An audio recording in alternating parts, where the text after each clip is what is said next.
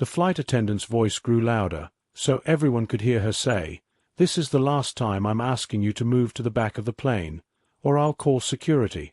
Her tone was sharp, filled with arrogance. Sarah, a calm and composed black woman, looked up at her and answered evenly, "I've already told you I'm not moving." Her voice was steady and soft, yet there was a quiet strength in it. Despite the public humiliation, Sarah stayed strong. What happened next left everyone stunned. The woman they had assumed was powerless stood up and revealed something no one could have predicted.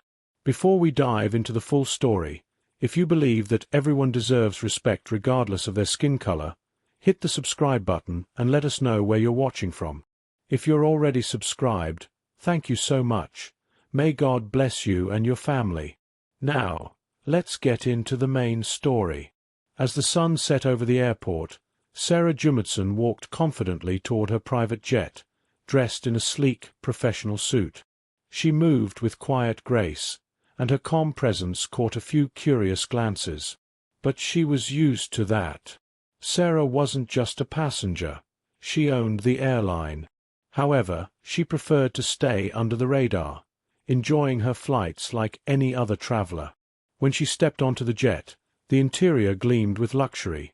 Plush leather seats and polished wood panels gave the cabin an exclusive feel. Sarah made her way to her seat in the first-class section, placing her briefcase down with precision.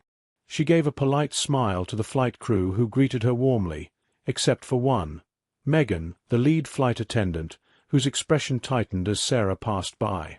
With a stiff tone, Megan said, "Excuse me, ma'am," stepping in front of Sarah. Sarah blinked, raising an eyebrow. "Yes," she replied. Megan crossed her arms. "This section is for first-class passengers only. I think you're in the wrong place." Sarah tilted her head, keeping her voice steady. "I believe my ticket is for this seat." She reached into her briefcase and pulled out the boarding pass. Megan glanced at it but didn't take it, her lips pressing into a thin line. "I'm going to need you to move to the back of the plane." Whispers spread through the passengers nearby as Sarah took a deep breath, staying calm. "I'm sorry, but this is my assigned seat. Perhaps there's been a misunderstanding." Megan's tone grew colder. "The back section is more appropriate for someone like you." Sarah's stomach tightened as the unspoken meaning behind Megan's words hit her. Still, she held her ground, her voice steady. "Excuse me." Megan leaned in, lowering her voice. "Don't make this difficult. If you don't move, I'll have to call security." The murmurs grew louder. A man in a business suit, 2 rows behind, frowned and muttered to his seatmate, "What's going on?" Sarah met Megan's gaze, unwavering. "I'm not moving. This is my seat." The tension in the air was thick. Megan's cheeks flushed, her hands clenched by her sides. "Fine," she snapped. "Let's see how far this goes." As Sarah sat down, she felt the weight of everyone's eyes on her. Some passengers looked sympathetic, others uncertain. She straightened her posture, determined not to let this situation get to her. The jet engines roared to life, and the plane began taxiing down the runway, but Sarah knew this flight would be anything but smooth. Once the plane ascended into the evening sky, the atmosphere inside remained far from peaceful. Sarah stayed seated in her first-class seat, her gaze fixed outside the window as whispers rippled through the cabin. Megan walked briskly down the aisle, the sharp clicking of her heels filling the air. She stopped beside Sarah, her lips pressed into a thin line.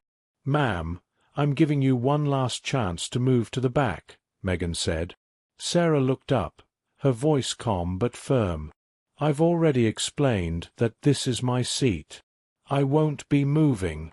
A younger flight attendant, Emily, hesitated nearby, clearly uncomfortable with the confrontation.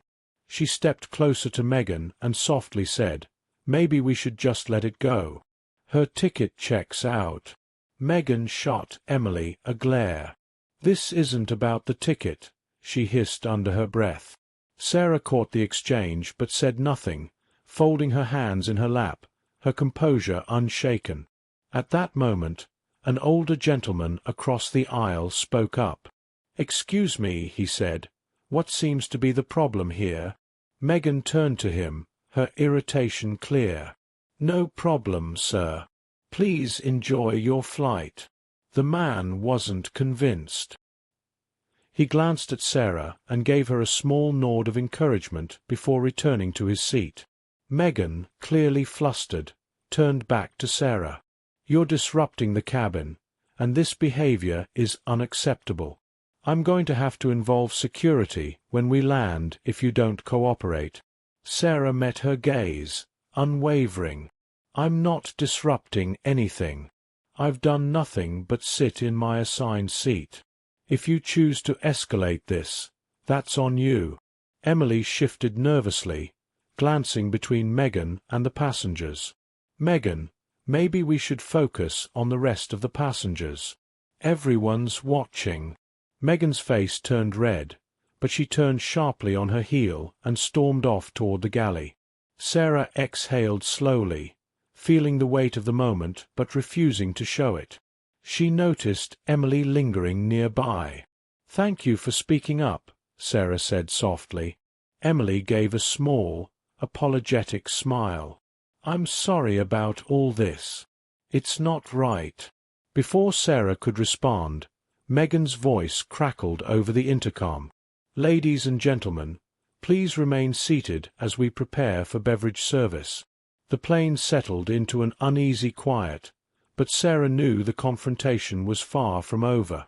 She saw Megan whispering to another crew member at the front of the plane, her gestures sharp and animated. Sarah turned her attention back to the window, her resolve stronger than ever.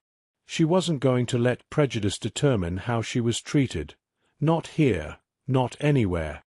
She didn't offer the typical warmth that might have accompanied such an interaction. Instead, her voice was firm, her tone unwavering. "Regret doesn't change the fact that I was mistreated in front of paying customers, and that behavior was a direct result of prejudice." The representative shifted uncomfortably, his eyes darting away before he met her gaze again. "Of course, Miss Johnson. We're taking immediate action on this matter." Sarah sat down in the plush chair of the private lounge, folding her hands neatly in her lap. She could already tell that the airline was trying to navigate this carefully, but her mind was focused not on immediate apologies, but on real change. "I need to know what steps you're taking to make sure this doesn't happen again," Sarah said, her voice low but powerful. "This isn't just about me. This is about the passengers, the other people who might face the same discrimination, and the culture your airline fosters. If you truly want to show your regret, then make a change." The representative nodded quickly, clearly eager to fix things. "We'll be addressing the situation at the highest levels, and we'll ensure that proper training is put in place for all employees, especially those in customer-facing roles. This behavior is completely unacceptable." Sarah didn't smile or react to his words. Her mind was already moving forward. She knew this would take more than words. It would take action. After a long pause, she spoke again. "And I want the full report of the investigation into this. I want to see how it's being handled every step of the way." "Of course," the representative replied. "I'll make sure that happens. We're committed to making things right, Miss Johnson." She nodded, but her mind wasn't on what had happened. It was on what would happen next. For her courage and vision. Sarah's influence was undeniable, and soon the movement she had ignited spread to boardrooms, schools, and workplaces across the globe.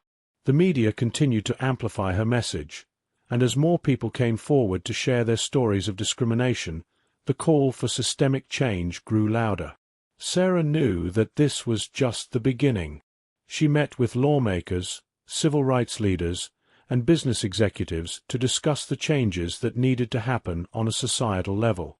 It wasn't just about rewriting policies.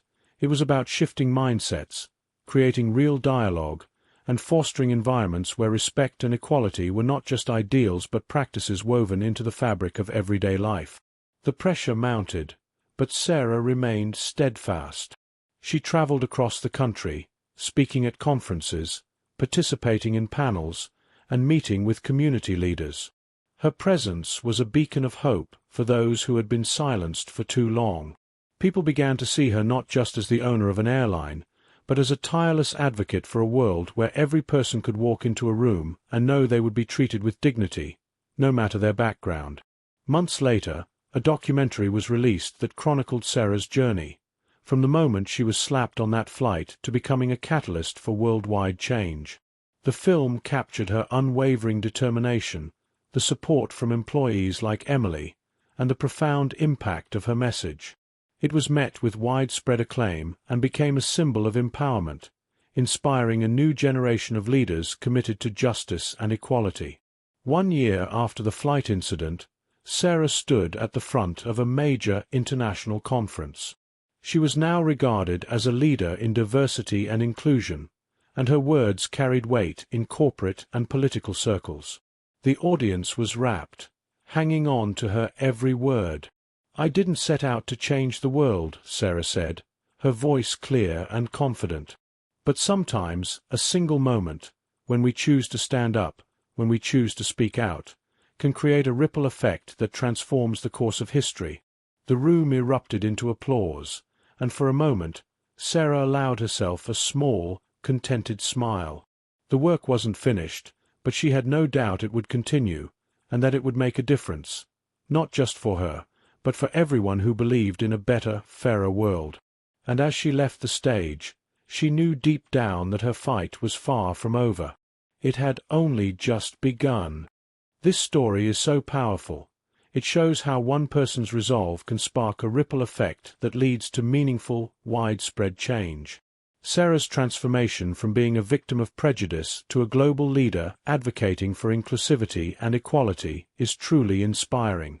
The movement she initiated not only improved the airline industry, but also set an example for countless other sectors. The way the story closes with Sarah witnessing the positive impact of her efforts, like the flight attendant's approach to passengers, is a beautiful testament to how cultural change can take root and thrive when people are empowered and supported. I really appreciate how it touches on both the personal and the professional aspects of change. It's a reminder that leadership isn't just about making decisions, but about making a difference in people's lives. What did you think of Sarah's journey and the legacy she created?